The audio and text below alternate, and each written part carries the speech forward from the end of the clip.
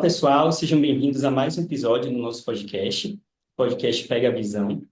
Meu nome é Pedro Moreira e hoje nós vamos comentar sobre um assunto muito importante para quem está querendo a oftalmologia. Seria sobre o mercado de trabalho da especialidade, as oportunidades, os desafios que esse mercado traz consigo. E para essa conversa, eu tenho a honra de receber o Dr. Cristiano Cacheto. Ele é oftalmologista, foi ex-presidente do Conselho Brasileiro de Oftalmologia e é um grande nome na área. Doutor, muito obrigado por estar presente aqui hoje conosco. Se o senhor quiser falar um pouco mais sobre o senhor, fique à vontade. Pedro, eu só tenho que agradecer. Eu acho a iniciativa de vocês, da Ablau, é uma entidade de jovens que cada vez mais ela se torna mais madura, né? Vocês trazem uma discussão para o patamar de uma formação de um acadêmico, de um médico, que queria eu ter uma entidade como essa tão representativa e tão atuante na minha época de estudante, cara. Parabéns para vocês, o trabalho que vocês desempenham é um trabalho exemplar. Obrigado.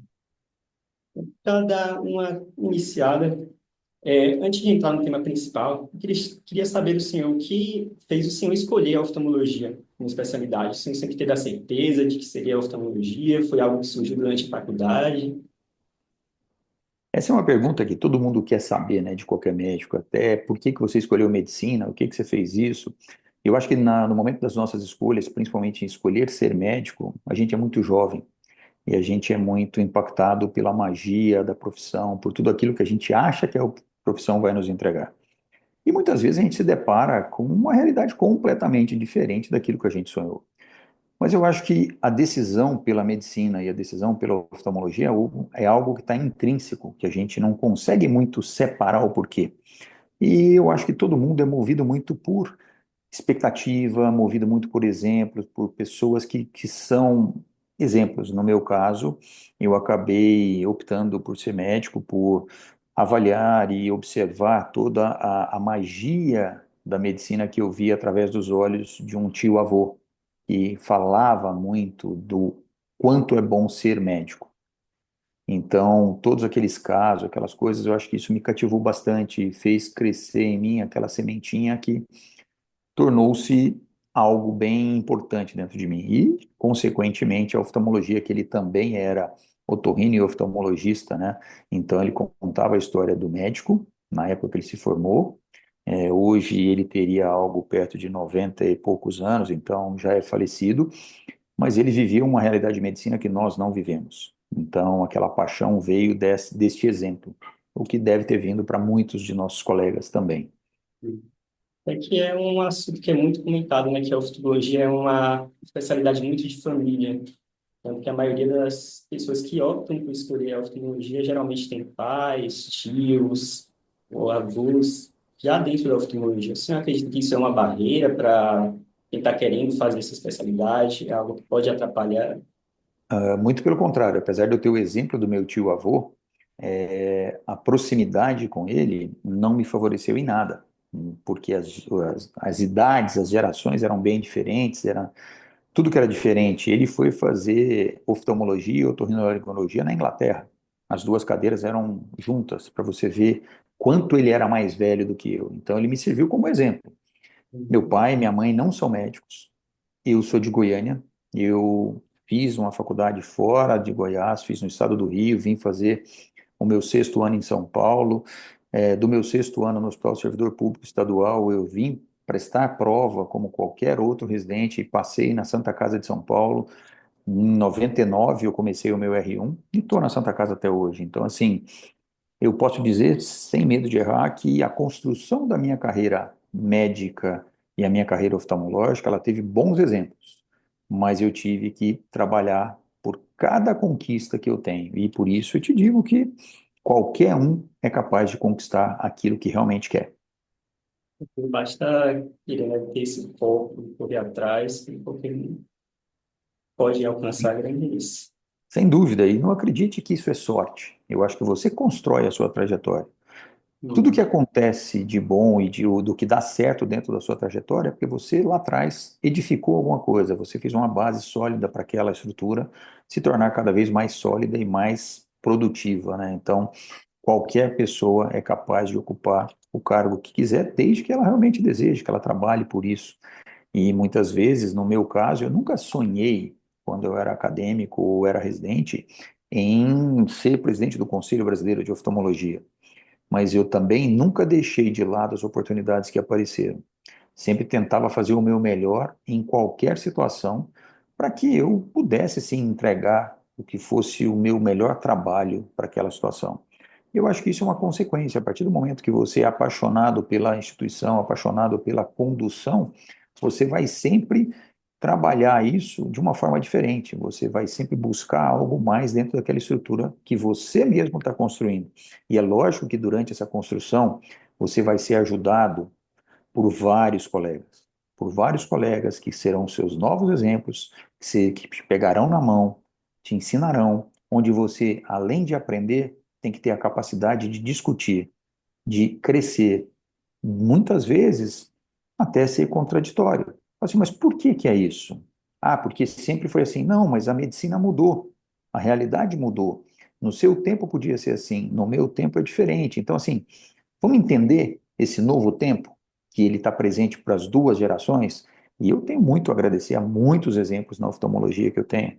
Geraldo Vicente de Almeida, Carmo Mandia Júnior, Ralph Coy, e tantos outros da Santa Casa, e tantas outras escolas também, os colegas da USP, os colegas da Escola Paulista, que me mostraram uma realidade da oftalmologia diferente daquilo que eu acreditava, diferente daquela magia que a gente sempre tem quando observa, quando olha para uma profissão, né? A gente tem que se encantar, se apaixonar, mas viver a realidade. Você nunca pode ser iludido naquilo que você está buscando. Então, a partir do momento que você é realista e trabalha para mudar essa realidade, se você não concorda com ela, acho que por aí você vai conquistar grandes coisas. Com certeza. É que quando a pessoa tem a paixão, né, ela busca sempre mais e mais e mais. Ou seja, ela acaba tendo a visão dos próprios colegas de trabalho. Os próprios colegas, eles percebem que essa pessoa tem paixão e está fazendo algo apenas por fazer.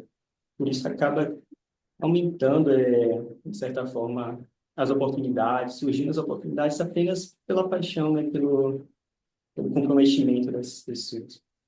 E essa magia que o senhor comentou, acredito que está fazendo muitas pessoas acreditarem que a oftalmologia é uma especialidade que dá muito dinheiro, que é uma especialidade mais tranquila, uma especialidade que tem uma residência mais tranquila, só que essa normalmente não é a verdade, né? O que o senhor teria comentado? Esse aumento brusco da Eu, concorrência da tecnologia que está tendo hoje em dia. Muitas pessoas eu, eu encaro a medicina e a oftalmologia de uma forma um pouquinho diferente, né? Quando você fala de valor, o que é valor para cada um, têm. né? Às vezes você comentou uma coisa sobre dinheiro. Não é, o dinheiro ele é importante, ele ajuda, ele faz muita coisa, e você tem que trabalhar em busca desse dinheiro, tá? Não seja hipócrita falando assim, não, dinheiro não traz felicidade, dinheiro não traz isso. Dinheiro sim, agora você tem que pensar que a medicina e a oftalmologia ela não é só pautada na remuneração. O valor em saúde, o valor que você atribui às suas coisas, elas têm que ser muito bem equacionadas. Porque se você for uma pessoa que busca dinheiro nas coisas, só dinheiro, talvez você seja um eterno descontente. Porque você nunca vai conseguir tudo aquilo que você sonha que você deveria ter, tá? Você vai buscar a realização em várias outras coisas dentro da profissão, tá? E você vai buscar, sim, uma qualidade de vida onde seus filhos tenham uma qualidade de vida, tenham boas escolas, possam viajar, possam aproveitar e que não passe pelas chamadas dificuldade pela falta de dinheiro. Mas não paute já em cifrão a sua meta. Muitas vezes, algumas profissões, alguns profissionais pautam. Mas eu acho que enquanto médico, e não é ser hipócrita, não, não é fazer aquele discurso de bom samaritano, não. Você tem que entender que a sua profissão, ela é um pouquinho além só do ganho financeiro. É lógico, e volto a dizer, que você precisa sim do ganho financeiro para ter uma boa qualidade de vida, para propiciar para sua família o que há de melhor para ela dentro daquilo que é a realidade. Eu vejo muito hoje colegas mais jovens querendo viver a realidade de uma outra pessoa. E às vezes ele nem conhece toda aquela realidade. Se inspirar em alguns bons exemplos é uma coisa, querer viver a vida de uma outra pessoa não é a melhor solução para mim. Então você tem que entender o que você quer, o que que você vai buscar, qual a sua meta. E aí sim trabalhar por ela, estudar por ela e construir essa trajetória até você alcançar a sua meta. Isso, com certeza, né? Tem muitas pessoas que pensam, têm essa visão posso dizer assim, de ganância, né? Que quer uma especialidade que traga um retorno financeiro alto, mas ele não tem essa vocação, não tem um amor pela área que ele está seguindo. Tem apenas essa busca pelo financeiro, só que acaba não tendo esse retorno tão grande, justamente por conta que ele não está fazendo algo por amor. Eu acredito que seja, na minha, eu teria essa visão. E que acaba trazendo barreiras também para ele crescer, né, dentro da carreira da oftalmologia. Pedro, eu acho que se você está pensando em carreira médica, eu acho que você tem que avaliar o seu cenário, né? É muito importante, os acadêmicos, as pessoas que estão prestando vestibular para medicina agora, entender como é que funciona esse mercado, né? A gente está passando por uma coisa que a gente nunca viveu antes. O crescimento exponencial do número de vagas para medicina, inimaginável há uma década atrás, tá? Hoje a gente tem ali em torno de 460 mil médicos, perdão, 560 mil médicos, e a gente estima que em 2030, pelos dados da demografia médica brasileira, que em 2035, quer dizer, daqui a 10 anos, nós sejamos mais do que 1 milhão de médicos. Então, toda vez que você tem uma oferta tão grande no mercado de uma população médica, isso muda muito. Quando você pega, e olha para a oftalmologia, como você falou, a Organização Mundial de Saúde preconiza que você tenha um oftalmologista para cada 17 mil habitantes. Hoje a oftalmologia tem um oftalmologista para cada 9.600, vamos arredondar, habitantes. Isso quer dizer que o mercado está super saturado? Não. Isso quer dizer que tem espaço para todo mundo? Tem, desde que você seja qualificado. E qualificado, um pouco diferente daquilo que você começou lá no começo, é assim, é aquele cara que fez um monte de pós-graduação, um monte de especialização, um monte de fellow. Às vezes não. O que a gente precisa é de um bom oftalmologista. E um bom oftalmologista é aquele oftalmologista que vai trabalhar em todas as áreas dentro daquilo e principalmente sabendo a sua limitação. Isso eu consigo fazer. Isso já passou um pouquinho da minha condição. Então, quando a gente analisa todo esse cenário, não dá para desanimar. Senão você já desiste. Se você olhar qualquer prospecção de cenário para a medicina como um todo, cara, eu vou fazer outra área. Eu não vou fazer medicina porque a medicina vai saturar daqui a pouco. Mas e aí? Será que ela vai estar saturada de quantidade ou de qualidade? Ouso a dizer que hoje nós estamos passando por um processo de saturação de quantidade. E a qualidade está deixando um pouquinho de lado. Então, se você se qualificar, e qualificação, volto lá atrás, não é a especialização. É uma qualificação naquilo que você faz, você fazer bem. Se fizer muito bem, melhor ainda. Você vai se diferenciar daquele cara que está buscando o mesmo espaço que você. Ora, a partir do momento que você se nivelar por baixo, você vai ser mais um, como tantos outros que nós vamos ter daqui a pouco. Isso. Essa questão do aumento é algo que está sendo muito comentado hoje em dia, que é a questão do RQE se tornar o novo CRM, né? Porque tem tantos médicos formando e está cada vez mais sendo necessário essa especialização em uma área para que seja possível encontrar. Eu acho que é algo que está crescendo esse temor, né, de que vai chegar um ponto de que vai estar tão saturado a medicina, que vai chegar um ponto que não vai ter vaga para todo mundo. Acho que é um medo de muitas Você, pessoas. você falou em uma coisa que é muito importante a gente traduzir, né? RQE, que é o Registro de Qualificação de Especialista. Eu não sei se ele vai ser um novo CRM, mas eu sei que ele é muito importante.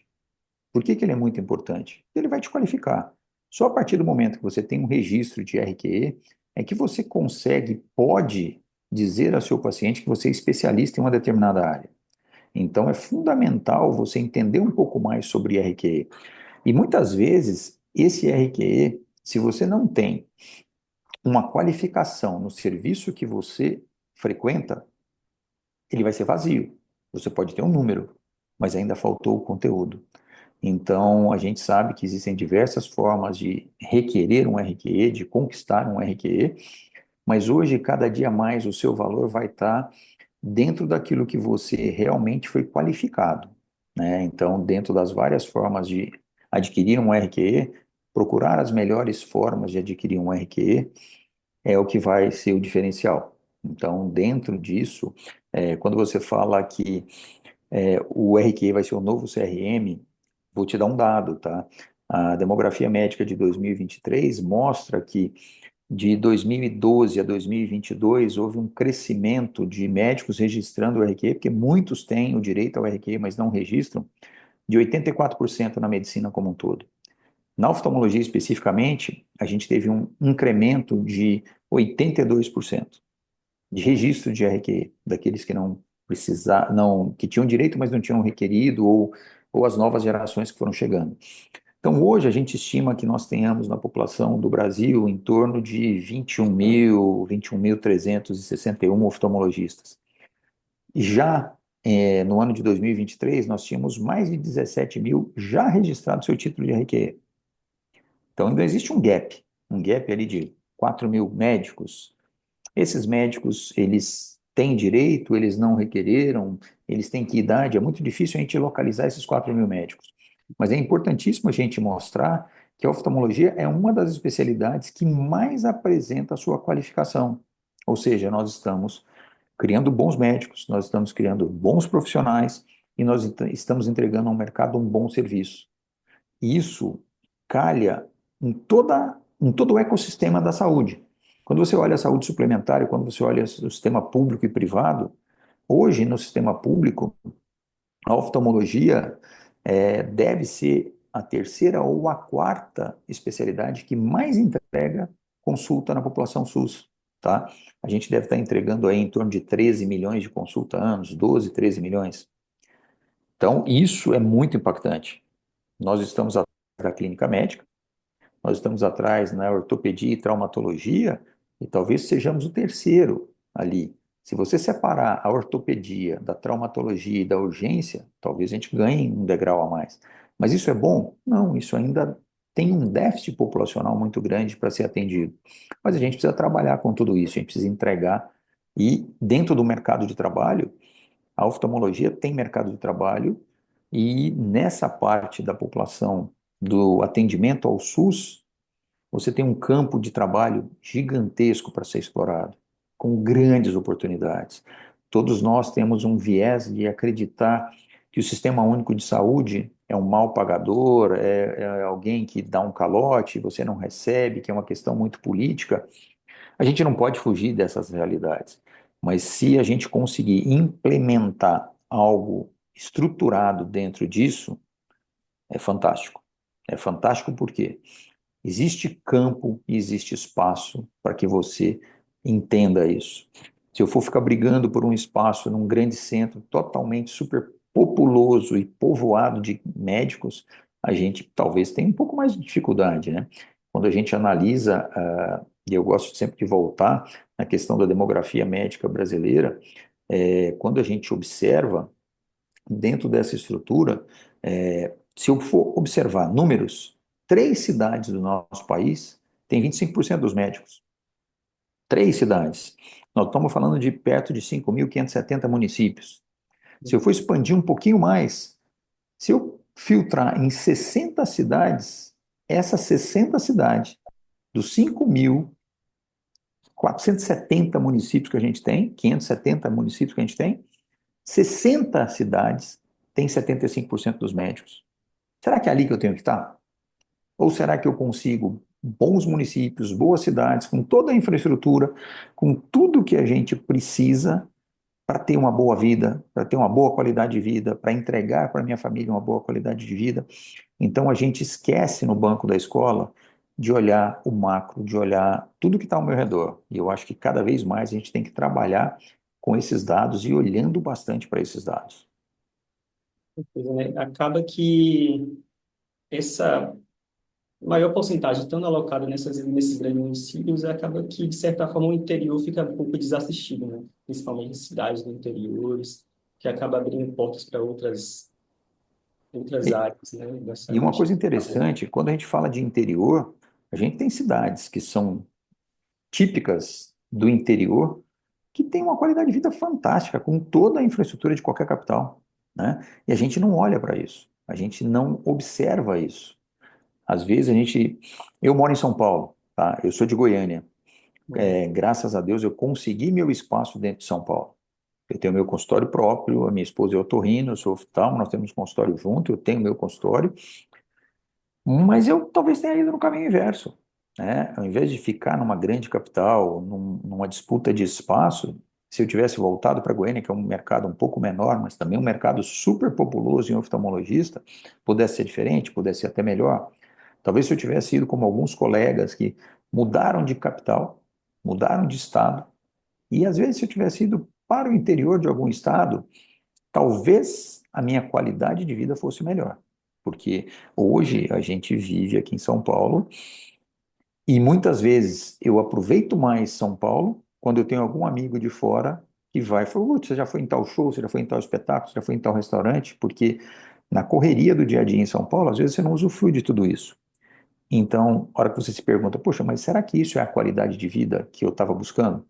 Eu sou muito feliz com a vida que eu tenho, sou muito realizado com aquilo que eu tenho, mas muitas vezes, quando chega um amigo, eu usufruo mais dessa cidade na qual eu vivo desde 1999, porque eles vêm com outros olhos, eles vêm com outros desejos, eles trazem isso e eu usufruo mais a cidade em que eu vivo e que meus filhos nasceram, né?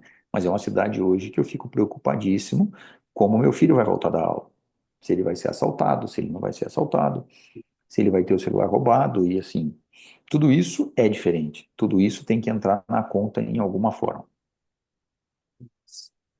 Bom, e para finalizar, eu queria que o senhor desse um conselho para quem está na faculdade ou na residência e pensa em seguir a área da oftalmologia.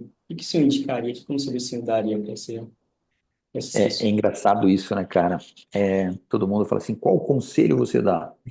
Aí você vê que você está ficando velho, tá? Uhum. Estou com 51 anos agora.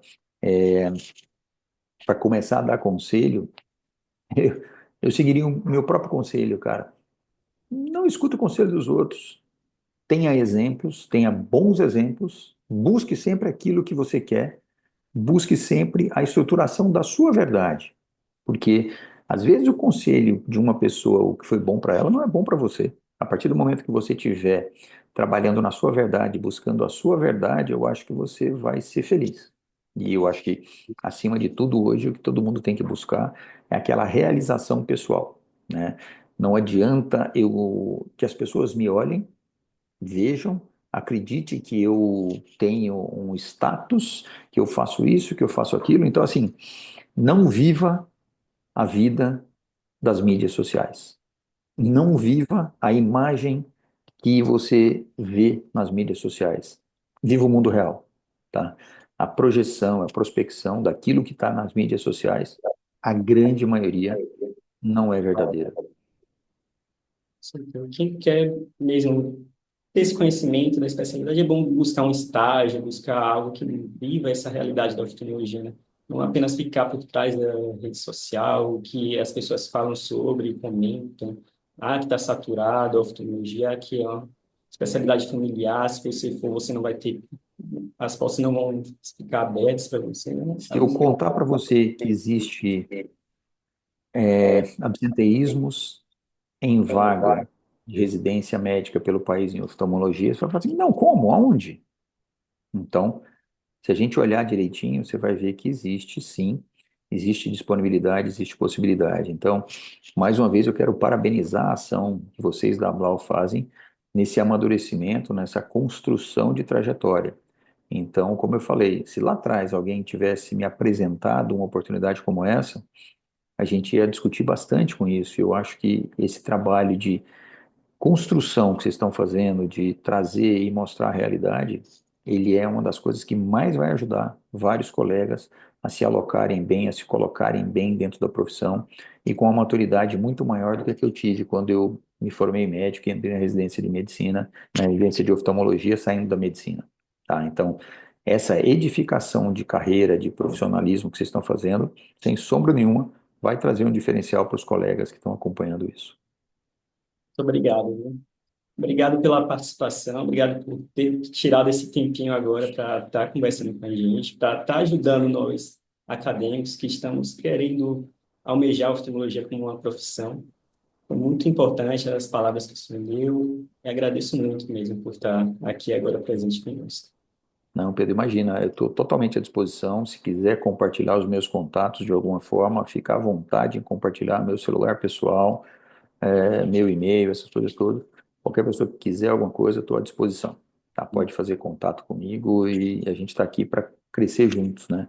E a gente cresce muito quando a gente olha os mais novos, a vontade, a garra e toda a determinação que vocês têm. Então, isso é que faz a gente seguir sempre melhorando a cada dia.